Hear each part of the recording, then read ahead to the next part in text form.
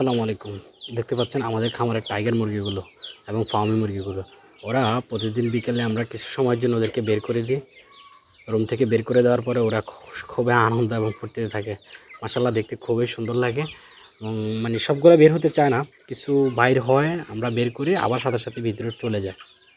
তো এই সময়টা আসলে মুরগি পালনের জন্য আসলে একটা রিস্কি সময়। কারণ হচ্ছে আপনারা জানেন কি না, এ সময় কখনো বৃষ্টি আবার কখনো রোদ। আর রোদ বৃষ্টির কারণে মূলত মুরগির ডায়রিয়া হওয়ার সম্ভাবনা থাকে। তো ফাউল কলেরা হলে, মুরগি আক্রান্ত হলে তারা মারা যায় বেশিরভাগ ক্ষেত্রেই। ফাউল কলেরা রিকভার খুব কম করে।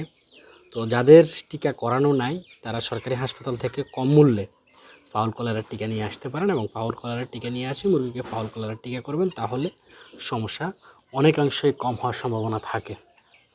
তো আমরা আমাদের মুরগিগুলোর সকল ভ্যাকসিন সম্পন্ন করেছি। এই মুহূর্তে আমাদের নতুন করে আরও কিছু মুরগি নামছে। তো সেই মুরগিগুলো ইনশাল্লাহ পরবর্তী ভিডিও আপনাদেরকে দেখাবো। তো আমাদের প্রতিনিয়ত আমাদের এখানে মুরগি পাওয়া যাচ্ছে এবং 15 দিন, 1 মাস এবং 1.5 মাস, 2 মাসের মুরগিও আমাদের এখানে নিয়মিত অ্যাভেলেবেল এই মুহূর্তে আছে। তো পাউমি টাইগারের পাশাপাশি আমরা দেশীয় একটা জাত নিয়ে কাজ করতেছি।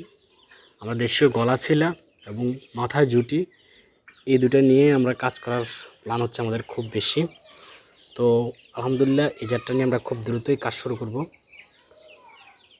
পাশাপাশি হচ্ছে যে আমাদের এখানে আমরা কিছু টার্কির বাচ্চা নিয়ে আসছিলাম।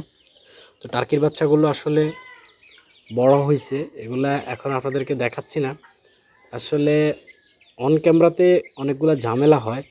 প্রথম ঝামেলা হচ্ছে যে আসলে মানুষ তো আমরা আমাদের চোখের যে সমস্যাটা, চোখের নজরের খুব একটা বড় ধরনের একটা সমস্যা পড়ে।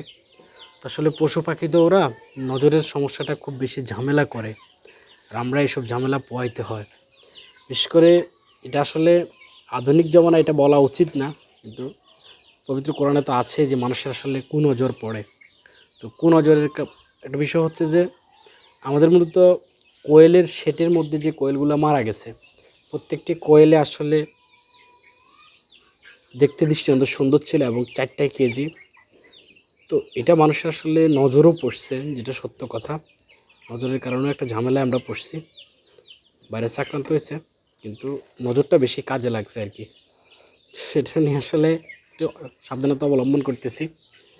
তো ইনশাল্লাহ আপনাদেরকে দেখাবো না আসলে তা না, আপনাদেরকে দেখাবো ইনশাল্লাহ, একটু অপেক্ষা করুন।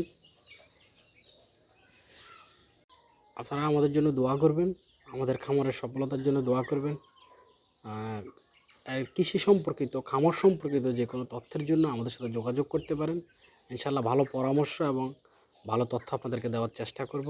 সবাই ভালো থাকবেন। আল্লাহ হাফেজ। আসসালামু আলাইকুম।